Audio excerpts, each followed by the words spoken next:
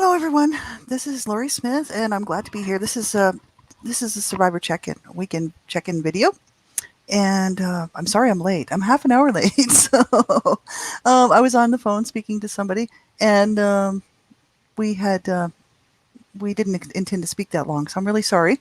And I know I had somebody here, and that I missed. I'm really sorry.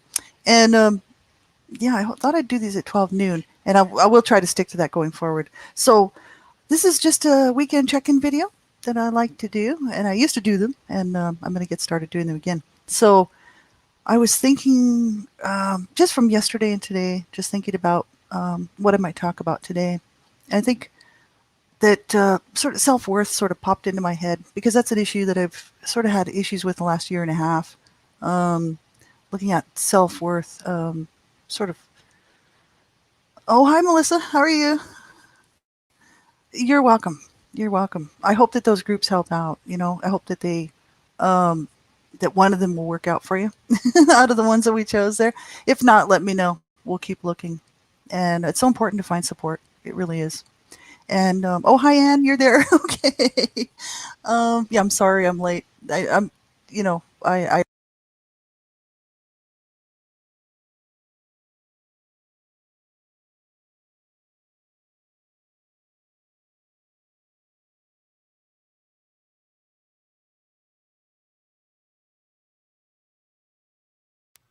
Okay, we'll see. Hopefully, you can hear me. My microphone is having problems today, unfortunately, and if my headset microphone, if I use the my computer audio, you can't hardly hear me, unfortunately. So, um, self worth, that's a big issue for people, for survivors of abuse. I used to, I've worked all my life and gained a lot of skills and thought, was pretty confident about what I know that I can do. You know what I mean? But this last year and a half has been very stressful with COVID-19. Of course, we can't really. Oh, you can't hear me? Okay, thanks. Can you hear me now? No, I'll try it again. Let's see something here. Sorry.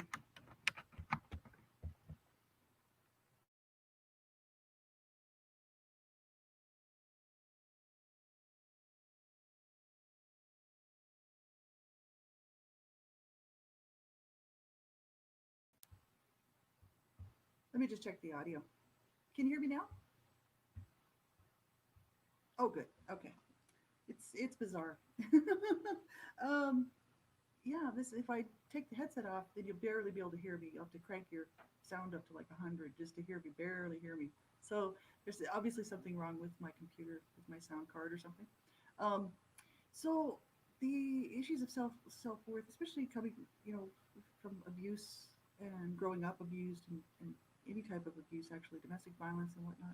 Self worth is just so important to work on. We may feel some days, oh, you know, I can't do what others can do, or I'm not good enough, or, somebody might make us feel that way, but they're actually wrong. They're so wrong. Not everybody can do everything. You know what I mean? It's We shouldn't be judging ourselves on what because we can't do something somebody else can do, right? We need to find our own gifts that we can share with others, or that we enjoy doing. You know what I mean? It shouldn't be about comparing ourselves to anybody else. I can't do what others can do, and others can't do what I can do. So there you go. But I know I struggled with self worth for so many years, just because of the way that I was brought up and abused, and told that I was worthless and useless and never going to make it. And then I became that as a teen and spiraled into drug use and delinquent behavior and stuff like that. Hi, Cynthia.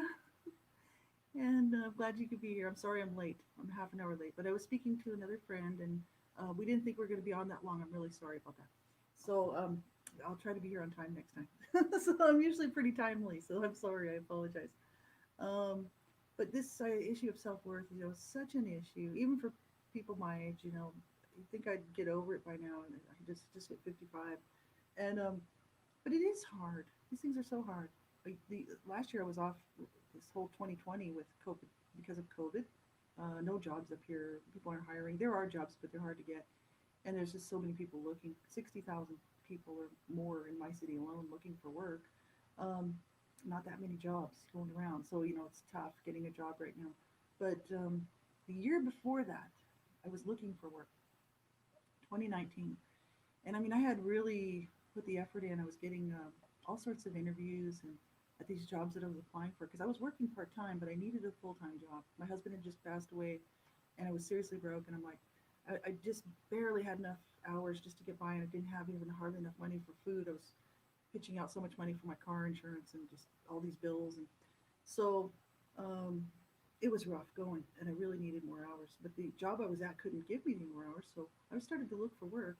They knew I was, and I was applying for all these jobs, and I thought these I was only applying for jobs that I knew that I could do. I wasn't applying for jobs that I didn't think I could actually handle. So because that's a setup for a fall.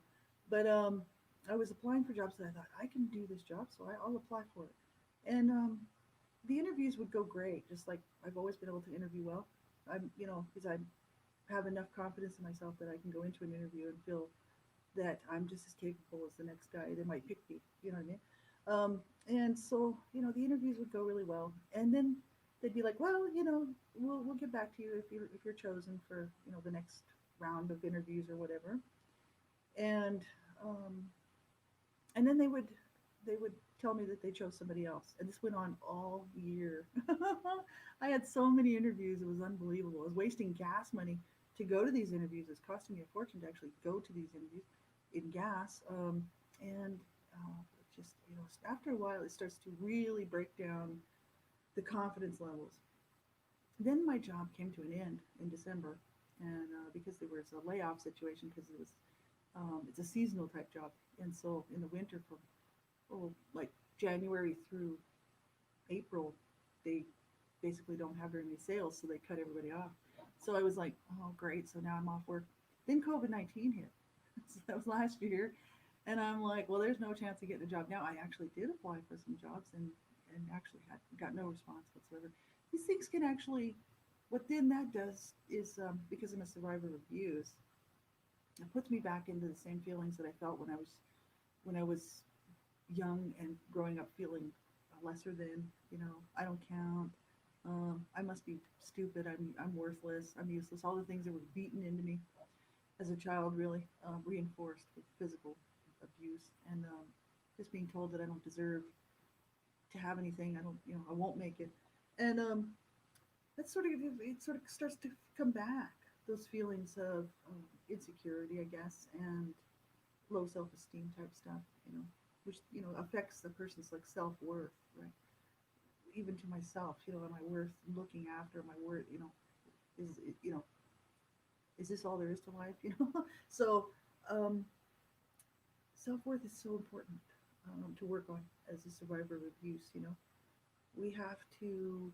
I kind of have to do daily, almost self worth activities. You know what I mean? Certain thoughts will come into my mind, certain memories, certain those internal voices that will speak from the past, words that were told to me, especially from my mother.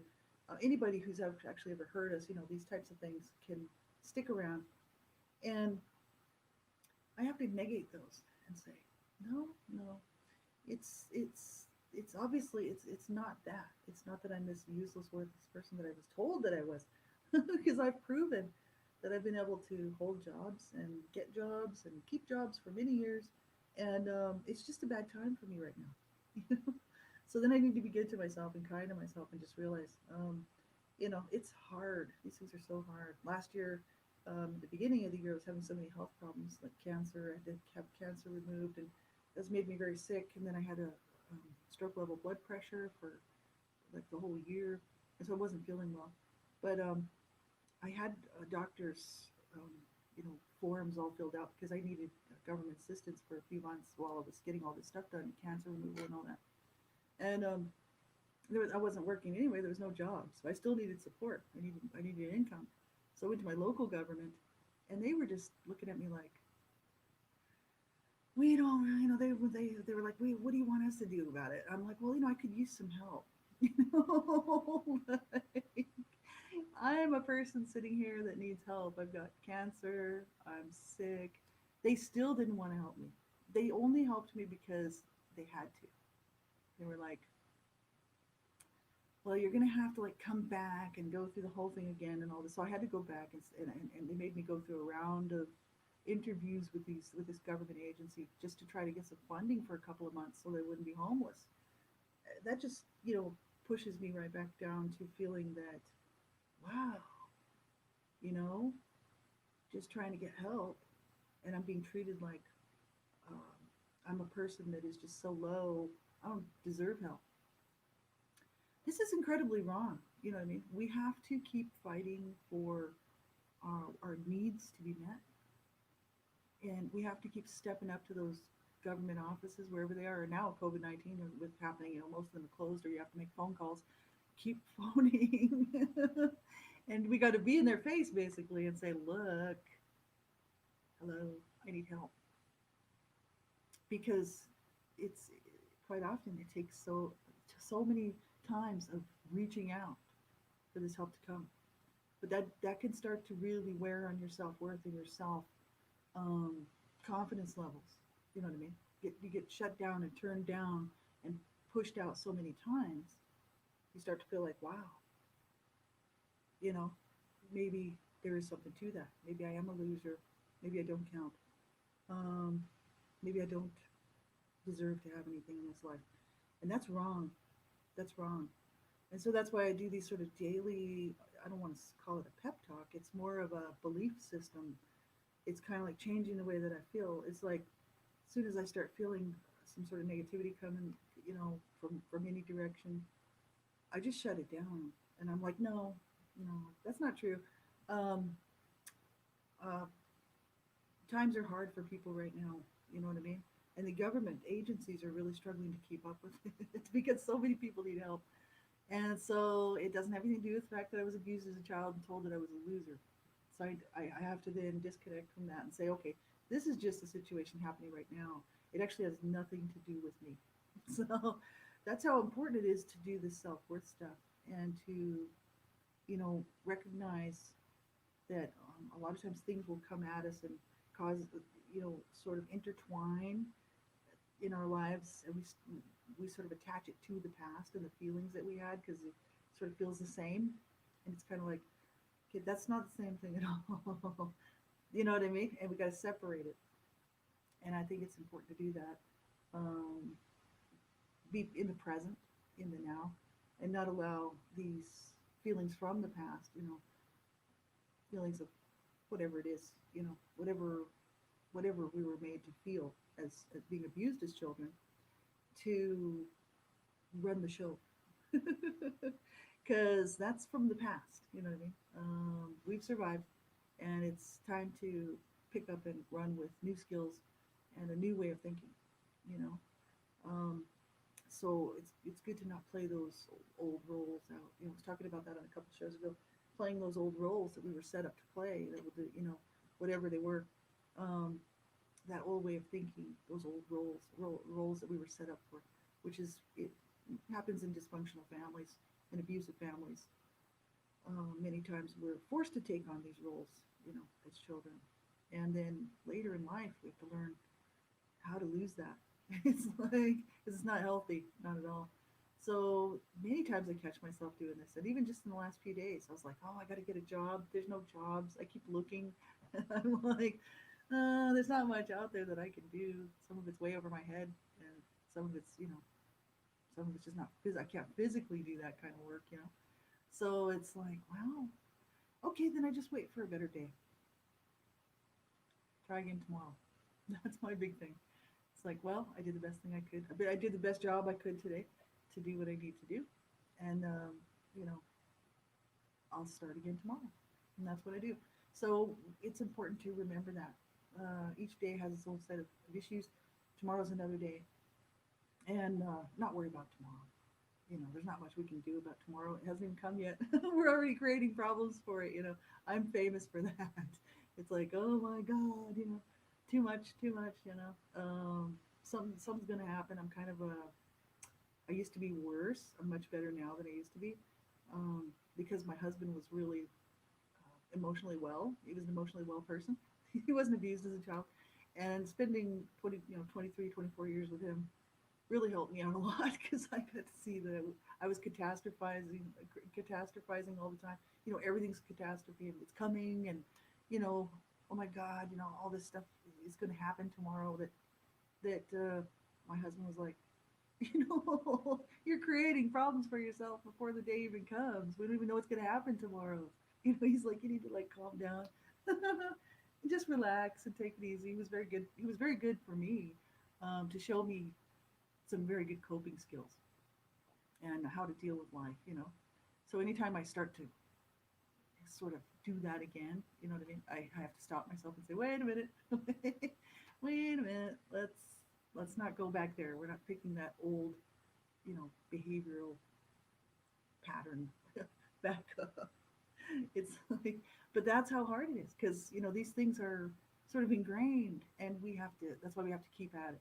It's really important.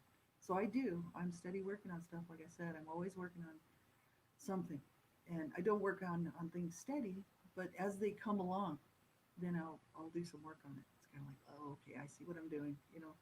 And sometimes I start to fall into a bit of a depression, and it's like that's it's okay to feel the feelings, and it's all right to, because we need to, and it's all right to go ahead and allow ourselves to, to work through this stuff, but we need to then be able to pick ourselves up out of it, you know what I mean, and not stay there. So I've gotten really pretty good over the years of learning how to feel the feelings, deal with what I need to deal with. If I need to cry, I need, just allow myself to do that. If I need to spend a day just in bed pouting, I just allow myself to do that. It's like, okay, I need to feel something. I need to allow this to come out, and whatever it is, and then, but I don't allow myself to stay there. So that's the issue.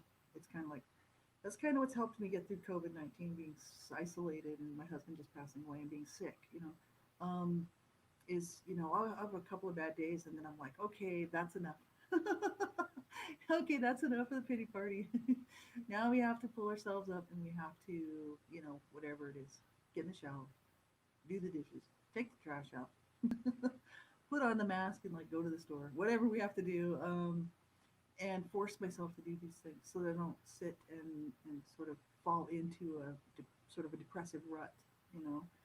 Um, so lots of little things that we can do for ourselves, but we just have to remember. And it's hard to remember these things. I actually used to write them down. I had a lot of sticky notes all over the place when I first started my healing journey. I'd have sticky notes everywhere, all over the bathroom mirror. Some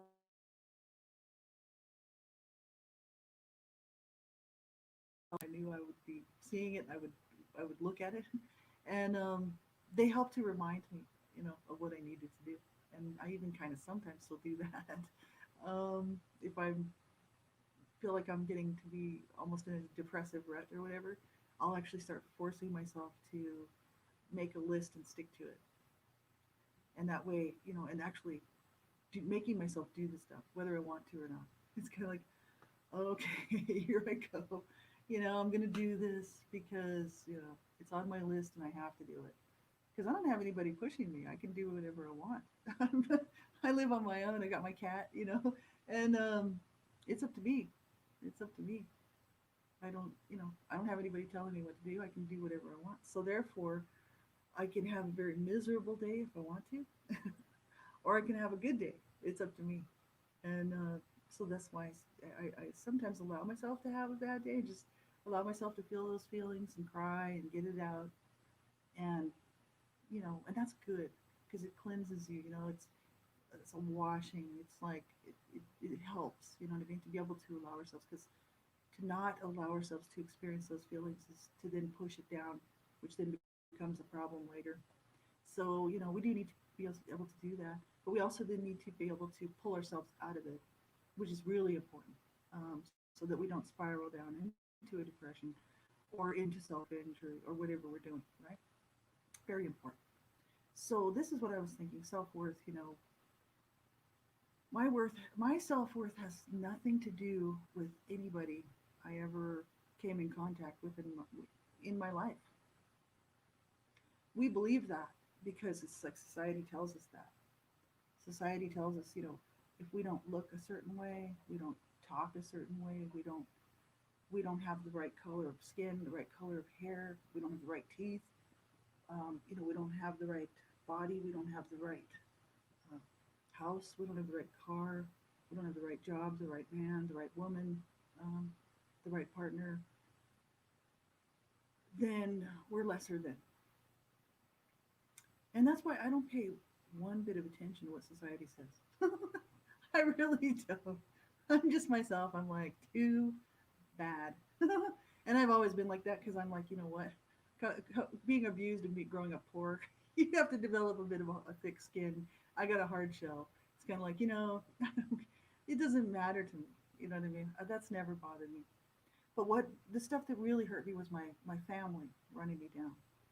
Like my parents abusing me, and I wanted their love, not their anger.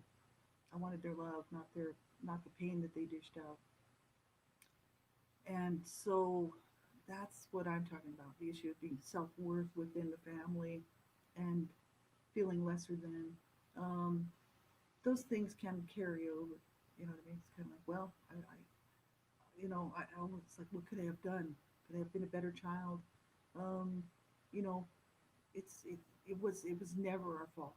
The abuse, never. And we don't have to judge our worth based on what somebody else has told us because it's absolutely a lie. And our worth, like I said, has nothing to do with what somebody has done to us. You know what I mean? So society would look at, that's why I always say on my videos, people would look at me and they'd be like, man, your life sucks. You know what I mean? Like, you've got nothing. You've got no kids. You've got no job. You got no house. You got nothing. You know what I mean? And I'm like, I've got everything. um, you know, I got everything. I've got love in my heart, and I've got um, friends, wonderful friends, and I've had so much. I had a wonderful husband that you know I really miss. I loved and miss very much, and um, yeah. So I mean, I'm blessed. That's all I can say. Very, very blessed. So this is why I mean it's good to. We don't want to pay any attention to what someone else would say. It's our self worth is not based on what somebody else thinks. So I just had to block that guy or whoever it is, woman, man, I don't know who it is. They're coming on and they're just posting their garbage, and so I don't want anything to do with it. I just blocked him, so he won't be back. He's been bugging me for 2 days now, and it's like, no, go away. And so, yeah, I what I want people to know is that you do count, and you do matter, and your self worth. You have to love yourself. You know what I mean? And people say, oh well, because I'm a Christian, and Christians will often say, oh well, it's not about loving self; it's about loving God, right? But see, I get that, but also we do have to love ourselves, and not in a way like, oh, I'm just so great, that not that conceited kind of, love ourselves like, oh, I'm so good, like no, no, no, I'm not talking about that. I'm just talking about loving the being that I am and um, acknowledging who I am. I was talking about that a little bit last night. Learning to love ourselves for who we are, and if that's not good enough for the world, too bad. That's what I say. I'm more than happy to say it. I'll say it for you if you can't say it. Too bad. Because we do count. And all of us matter. And we're all, really all of us are the same. If our personalities were the same, this world would be boring. Like Whoopi Goldberg said that. She said, if the world was full of a bunch of Whoopi Goldbergs, it'd be really boring, right? I like that quote from her. And it's true. If the world was full of just Lauries, it'd be really a real drag. So our differences are what make it really interesting. But the thing is at our root core, we're all worthy of the same love. We're all worthy of the same care. We're all worthy of the same, you know, goodness and kindness and light and everything that is good. We're all worthy of that. Not one of us are less worthy of any of that, right? So we do have to learn how to love ourselves and love um, who we are for who we are. And sometimes, I mean, not everybody's happy with everything about themselves, like whatever. But it's the issue of not allowing that whole, stuff that we suffered from the past take um, precedence in our life now. That was then. This is now. Who am I today? Well, I'm no longer being abused. I'm not. I've grown and matured and worked through a lot of those issues. I'm not the same person that I was, and I'm really learning to love myself as a person on the planet. You know what I mean? And a child of God because I'm a Christian. Like whatever. The issue is um, I'm thankful that I've been able to make it to this level of healing. Is what it is. But it hasn't happened overnight, and I still run into these issues. And that's why I brought that thing up about the jobs and the confidence level and stuff like that. Because I used to be very confident about my work. I've always been. I used to be a sous chef. I've done lots of great things that I think are great. Somebody else would be like, "Nah, it's not that great." But for me, it was great, because I mean, when I was 19, 20, I was in the gutter, passed out from drug use, So I mean, I was like, you know, I was overdosing quite often, and just having a miserable existence, right? So many years later, I mean, I've done really well. you Gone back to school. I'm working on a bachelor of ministry, and these are all things that most people really whatever, But for me, I'm happy with it. I think it's great because I've been able to show that hey, I can do something. I can follow through, and I can complete something. I don't just let everything drop, and so it's these little things in our life, that we can hold on to and say, you know what? No, I'm not a loser. I'm not any of those things that whatever these people told you. You're not any of those. No, you're just you. You're just your own lovely you. So don't allow any of that abuse stuff to mar that beautiful person that you are anymore, is what I'm saying. And we can work through these things. We really can. So, again, I'd like to apologize for being late. I'm sorry. I was actually speaking with another survivor, and I really wanted to get in touch with her because I want to make sure she was okay. So, I am really sorry about that. I was a half an hour late. I'm like, oh no. Um, I think my next show I should be on time, and for the next one. And next Saturday, I'll be back doing another Survivor Weekend check in. But I just want you to just take care of yourself, If you're struggling, because I know how it is, I've been there. Oh, I've been there. I've been to the place, to the places where it's so dark. It doesn't look good. The thing is that I always tell myself because I could go back there, like it's doable. The issue is I tell myself that no matter how bad it gets, no matter how horrible it gets, and how hard it really is, because it is hard. All life is hard, right? But especially when you come from being abused, you know what I mean, in any way, shape, or form, horrific. So I always just say, if you think you're not going to be able to do it, you have to make a phone call. You have to make a phone call. You have to call and get help. Call a crisis line, call a survivor line, call somebody. Keep calling until you get a hold of somebody. And you just tell them, I can't do it. And they'll help you. For me, I was just like, I'm going to do it. I don't care how hard it gets because I was suicidal for many, many years. So I know all about this. And I'm telling you, I'm so glad I made the right choice and stuck it out. You know, so many years later, 14 years later was the last time I ever attempted that. And I'm telling you what, I'm so thankful to be here. Even though it's hard, and there's hard days, and there's hard times, there's hard nights, I would say, quite often there is. It's life is tough, and but the thing is that it's the idea that tomorrow can be better. That's what gets me through. It's kind of like, because I know, because I've seen it happen before. So that's why I want you to do the same thing. You stick it out and you get some help. If you can't cope, you get some help and call somebody, make that call, um, you know, and, and take care of yourself. Do the right thing, right? So I wish you a wonderful day and we'll talk to you again really soon. Um, you know, like I said, take good care. Talk to you soon.